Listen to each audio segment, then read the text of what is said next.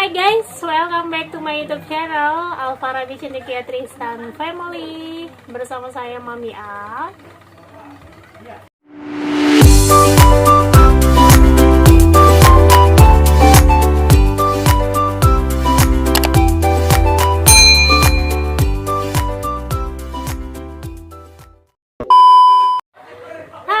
Tak terasa sekarang kita udah berada di penghujung tahun. Sekarang tanggal 31 Desember 2020 dan beberapa jam lagi kita akan meninggalkan tahun 2020, teman-teman. Rasanya gimana ya? Aduh, belum apa-apa udah pengen nangis. Tahun 2020, pengen cerita apa yang udah saya alami di tahun 2020. Ya, teman-teman mungkin banyak yang tahu, terutama teman-teman saya, keluarga saya mungkin banyak yang tahu. Saya selain ibu rumah tangga, saya juga punya usaha warung makan, kecil-kecilan. Nah, di awal tahun ketika masuk pandemi, warung makan itu jadi pendapatannya jadi berkurang, dan saya rasa semua kita juga yang punya usaha, terutama di usaha bidang kuliner, saya rasa semua mengalami hal yang sama. Jadi bukan saya saja yang mengalami hal itu, tapi saya rasa semua mengalami hal yang sama. Bahkan usaha-usaha atau perusahaan-perusahaan besar juga mengalami penurunan. Tapi di penghujung tahun saya mengalami berkat Tuhan yang luar biasa. Sedikit mau berbagi ketika ya semuanya buyar, semuanya hancur lebur. Dari saya yang tadinya punya 2 tempat usaha, yang pertama itu ada di dekat tempat tinggal kami di Jakarta. Oh ya, sebelum saya lanjut, sekarang ini saya ada di Tarakan, di tempat saya besar, di tempat orang tua saya, di tempat saya besar, saya kecil, tapi bukan tempat saya lahir. Saya lahir berada di tempat yang lain. Nah, di sini tempat saya sekolah dari SD, SMP sampai SMA. Di tempat ini, dan tempat ini juga tempat tinggal orang tua saya, dan saya sekarang ada di Tarakan, di tempat orang tua saya. Jadi suami saya tinggal di Jakarta, dan saya datang di Tarakan bersama anak saya dan ada 1 adik saya. Oke, kita lanjut. Jadi ketika usaha yang saya jalanin, ya usaha kecil-kecilan, ya cukuplah buat jajan anak saya, buat beli keperluan sehari-hari, buat pokoknya cukuplah buat kita makan, buat ini, buat apa, dan samping itu juga suami saya juga punya pekerjaan lain atau punya usaha sendiri. Ya, selain itu dia punya usaha jual beli ikan koi, adalah dia punya usaha di bidang forex. Itu juga dari nasabahnya yang kliennya yang rajin atau setiap harinya bisa ada aktivitas trading atau apa, tiba-tiba langsung menghilang semuanya. Jadi kita sama sekali tidak punya apa ya, pemasukan. dimulai dari bulan Maret. Tiba-tiba yang di awal bulan Maret itu tadinya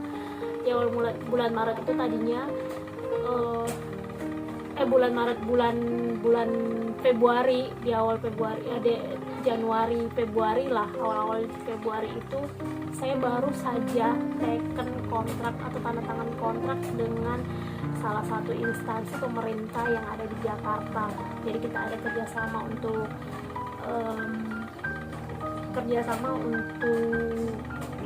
catering, nasi box setiap beberapa minggu. Kalau mereka ada ada meeting atau ada rapat lah di instansi tersebut. Saya baru saja, dan baru di bulan Februari itu baru akhir Februari baru menerima beberapa orderan dari kegiatan mereka. Tiba-tiba diumumkan adanya corona masuk ke Indonesia pertama kali, dan semua kegiatan perkantoran semua dilakukan dari rumah, sekolah semua dari rumah, perkantoran semua dari rumah, bahkan orang dilarang keluar, dilarang beraktivitas di luar. Rasanya luar biasa, rasanya apa ya? Ya awal-awal sih kayak apa ya? Maksudnya saya pikir nggak akan terlalu buruk atau nggak terlalu berpengaruh buat usaha makan, apalagi kan makanan kan ya orang makan setiap hari, pasti ada aja yang beli. Saya pikir kayak gitu, tapi ternyata di luar dugaan. Penghasilan saya setiap hari pada saat itu dan bahkan sampai sekarang bisa dibilang cuman 10% atau paling banyak 50% dari biasanya, setengah dari biasanya, dan itu paling maksimal. Ya setiap hari cuma bisa dapat beber. Sedih kalau mau diomongin, tapi kita jalanin terus. Yang penting kita tetap buka, yang penting kita tetap berusaha dan bertahan saja, itu udah syukur. Bahkan banyak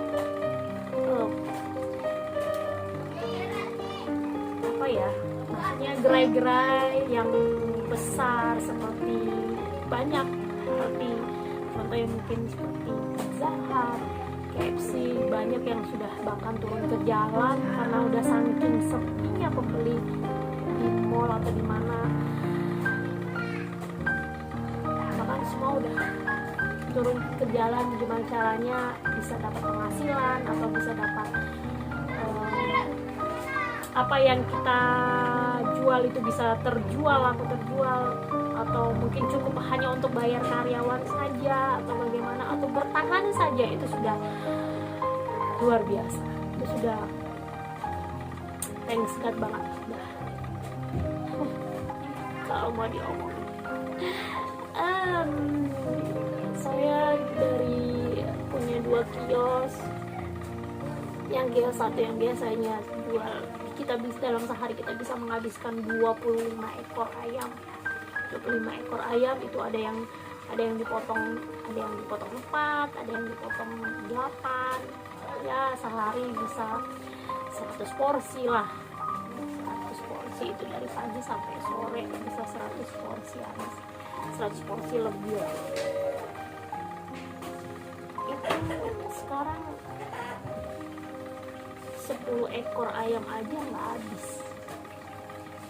Dan yang kios satunya itu karena konsepnya adalah food court dan orang lebih senang nongkrong dan makan di tempat. Nah sekarang pemerintah Jakarta itu melarang untuk makan di tempat, harus take away, harus mau dibawa pulang, harus bungkus makan.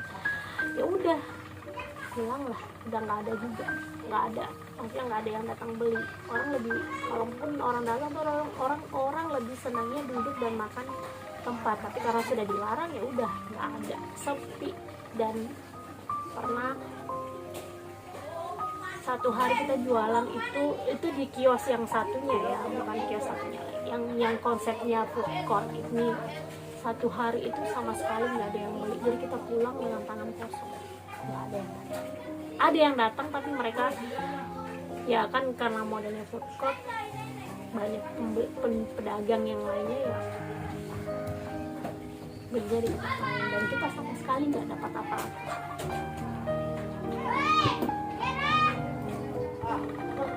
Dan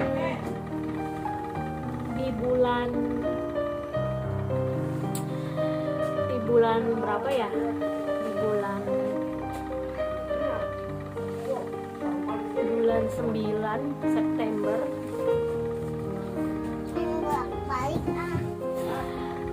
Jadi benar-benar kita di bidang usaha atau bidang kuliner benar-benar kacau deh. Nah, di bulan 9 kemarin, bulan September kemarin, saya mengalami satu penyakit yang menurut saya tiba-tiba sih saya ngerasain tiba-tiba. Karena jadi kan mulai pandemi ini mulai dari bulan Maret, April, Mei, Juni, Juli itu sampai di bulan Agustus saya ada bikin video tentang renovasi dari perubahan kios yang satunya ini yang ada di food court, satunya renovasi dan perubahan apa ya namanya, maksudnya perubahan warungnya, kiosnya. Saya ada bikin video itu dari jual jus dan ayam penyet saya rubah menjadi jual ayam penyet sama Japanese food. Jadi kayak maksudnya bukan ya, konsepnya itu kayak Jepang gitu, makan kayak barbecue, terus suki, shabu-shabu kayak gitulah, pokoknya yang steamboat kayak gitu, yang makan di tempat, masak sendiri kayak gitu. Nah itu warung yang itu saya rubah jadi seperti itu di bulan Agustus. Nah, pada saat itu pemberlakuan PSBB di Jakarta itu sudah mulai dilonggarkan, atau mungkin sudah masa transisi lah, sudah mulai di pelonggaran PSBB. Jadi sudah bisa lah makan di tempat, tapi tidak boleh terlalu ramai, terlalu banyak orang. Nah, ketika udah selesai renovasi dan saya buka untuk menu baru di kios yang satu ini yang di food court. Itu rame banget. Iya, maksudnya nggak terlalu rame banget lah, tapi maksudnya cukup lah. Ya tidak seperti biasanya yang kadang berapa aja. Nah sekarang ini lumayan sehari. Pada saat itu yang ngerjain cuma saya sama adik saya. Jadi mungkin karena capek atau gimana, akhirnya saya mengalami sakit. Nah, sakitnya itu pada saat tiba-tiba PSBB Jakarta yang kedua.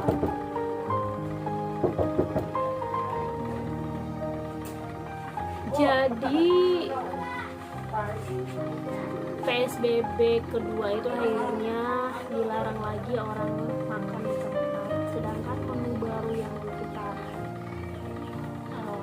buka, yang kita hidangkan itu harus makan di tempat karena masak sendiri. Ya udah buyar lagi akhirnya kita udah tinggal di rumah tutup. Dan di situ saya mulai merasa sakit, berawal dari kaki. Kalau sakit saya nanti di video lainnya nanti akan saya ceritakan lebih detailnya saya sakit apa, karena waktu itu saya sampai nggak bisa jalan, pokoknya luar biasa deh. Ada hampir kurang lebih 2 bulan saya tidak bisa beraktivitas. PSBB kedua udah semakin memperburuk keadaan, ditambah saya juga udah mulai, maksudnya saya waktu itu juga sakit, udah semakin memperburuk keadaan. Saya udah bingung. Iya, kalau untuk ya warung yang satunya lagi yang dekat rumah kami itu masih tetap jalan, masih tetap buka. Udah gitu suami saya juga, kliennya juga udah pada menghilang semuanya, nggak ada. Terus dia juga usaha jual bitcoin di online juga ditutup sama Tokopedia ya kan. Dia daftar itu di Tokopedia, terus daftar di OLX, sama dia pokoknya Bukalapak lah di situ, sama di Bukalapak juga kalau nggak salah.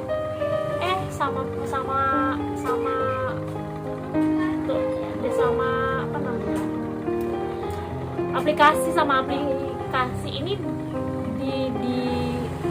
di suspend kali ya, di suspend apa gitu, pokoknya nggak boleh jualan hewan. Sedangkan banyak di dalam aplikasi itu banyak sekali yang jualan hewan, bukan cuma suami saya, tapi nggak tahu kenapa cuma lapaknya suami saya aja yang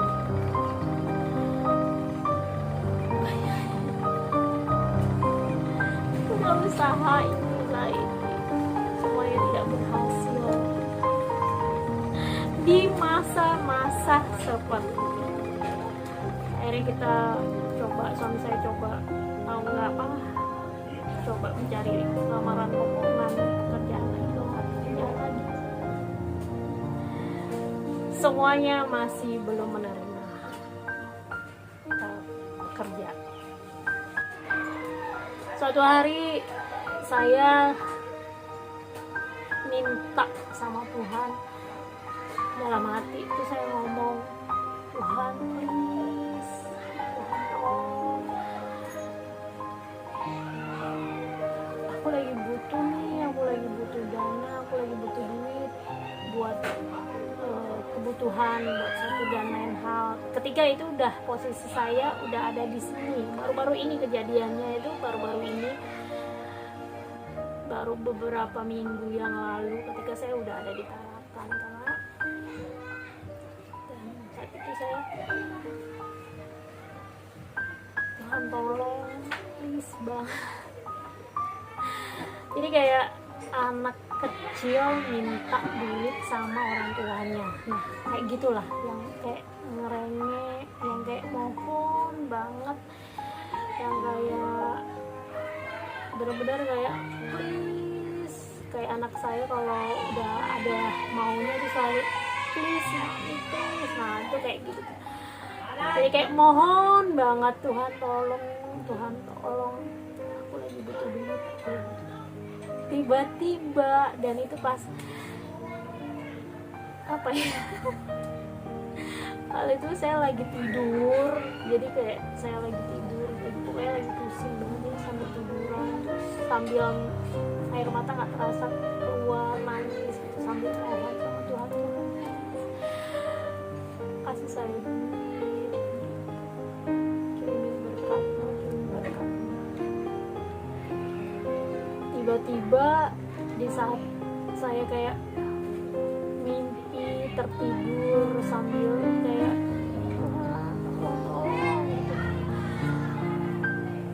dengan kondisi yang air mata, masih mata basah sambil tidur juga karena udah terlalu berat banget, pusing banget kepala. Tiba-tiba tertidur, tiba-tiba ada telepon masuk, bunyi telepon. Saya kaget dan bangun. Nah begitu saya angkat, saya lihat teleponnya 021. Apa ini?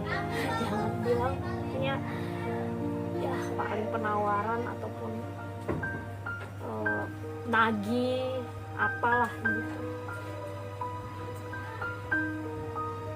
Tiba-tiba saya angkat teleponnya, saya angkat, terus begitu saya angkat, orang yang ada di balik telepon ngomong, selamat sore ibu, bisa bicara dengan Bapak Nurmi Romo. Iya, ada apa ya dengan saya sendiri? Oh iya ibu, iya ada apa, saya sendiri. Dari mana?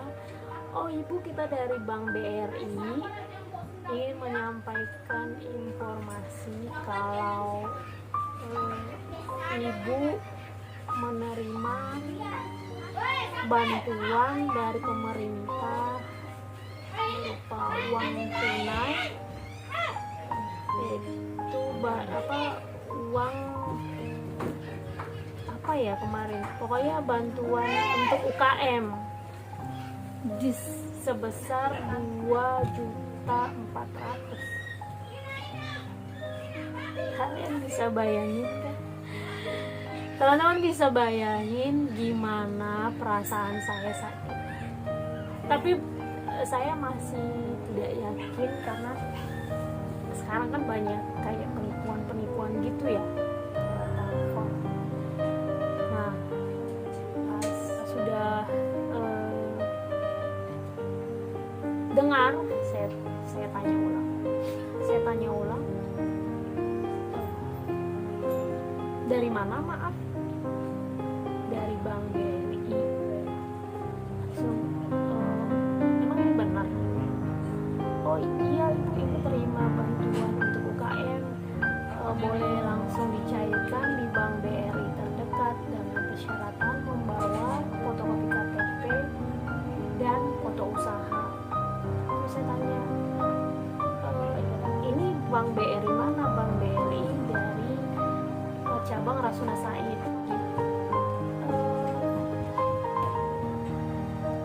Tapi saya sekarang ada di luar kota, maksudnya di luar Jakarta. Apa saya bisa ngambil di daerah tempat saya sekarang? Terus dari balik telepon jawab, oh iya boleh bu, pokoknya ibu datang aja ke Bank BRI terdekat dan secepatnya dicairkan sebelum waktunya selesai, maksudnya sebelum waktu yang ditentukan oleh pemerintah. Kalau enggak dananya akan ditarik kembali, kata di balik telepon. Ini beneran, serius? Oh ibu saya udah kayak nggak percaya gitu, beneran ini. Oh my god, ya ampun Tuhan, baru aja saya minta langsung dikasih. Dalam beberapa menit doang, nggak sampai 1 jam itu Tuhan langsung kasih, Tuhan langsung jawab. Aduh, thanks banget. Dan akhirnya besoknya saya langsung pergi proses dan alhamdulillah, puji Tuhan, akhirnya dana itu bisa dicairkan dan saya bisa menggunakan sesuai dengan kebutuhan saya dan ya yang pastinya untuk kebutuhan usaha saya. Itu satu cerita lagi, dan ini satu cerita berikutnya ini yang saya alami juga baru-baru ini. Ya seperti yang kalian tahu, suami saya juga lagi mencari pekerjaan, dan pada saat lagi kita bergumul atau kita terus berikhtiar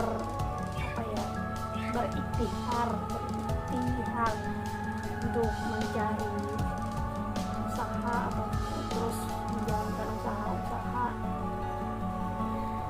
dan suatu malam saya itu juga berdoa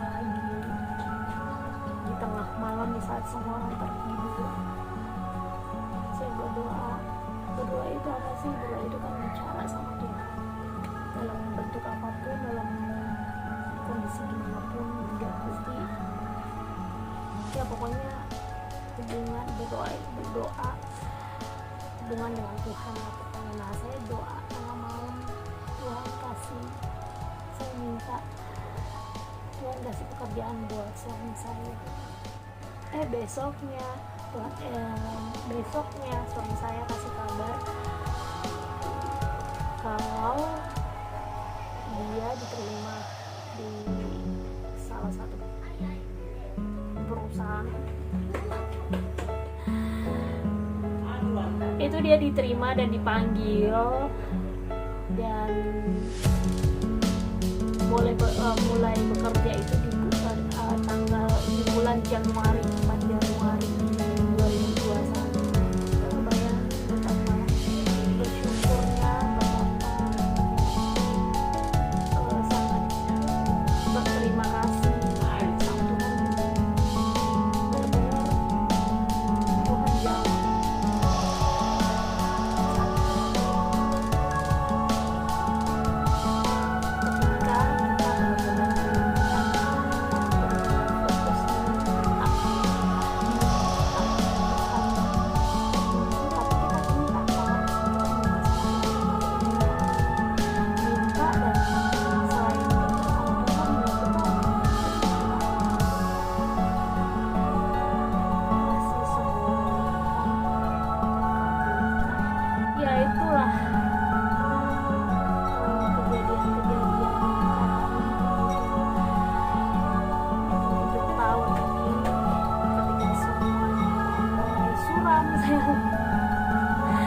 Ketika keadaan sudah mulai suram, corona nggak keluar, saya benar-benar minta Tuhan kasih dan kabulkan semua. Begitulah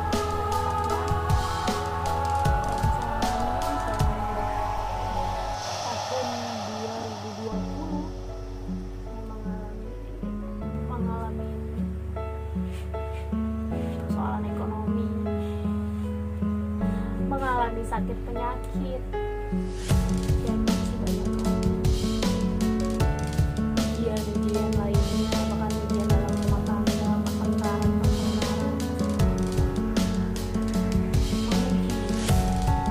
rumah tangga kami, rumah tangga saya.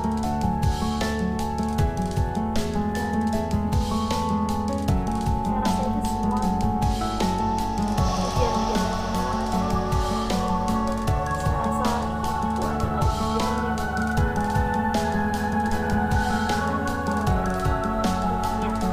saya nggak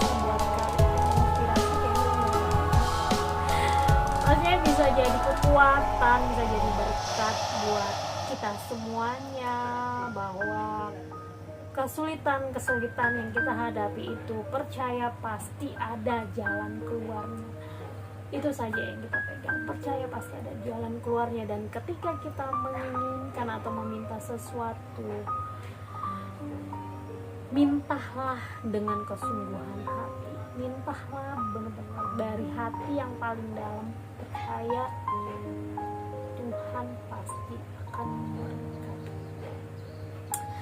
Oke, selamat menyambut tahun baru 2021. Kita berdoa semoga di tahun 2021 keadaan sekarang itu cepat berlalu, pandemi cepat berlalu, corona hilang dari Indonesia ini, dari muka bumi ini. Biar cepat-cepat kita bisa beraktivitas seperti biasanya, bisa keluar, ketemu bebas, ketemu dengan siapa aja. Kita berdoa, pokoknya tidak ada lagi penyakit-penyakit yang mematikan atau apapun. sejenis tentang corona tidak ada lagi di muka bumi. Oke, terima kasih teman-teman sudah mau dengarkan keluhan cerita saya. Terima kasih, semoga ini bisa jadi berkat buat kalian semuanya, jadi kekuatan untuk melangkah ke tahun 2021.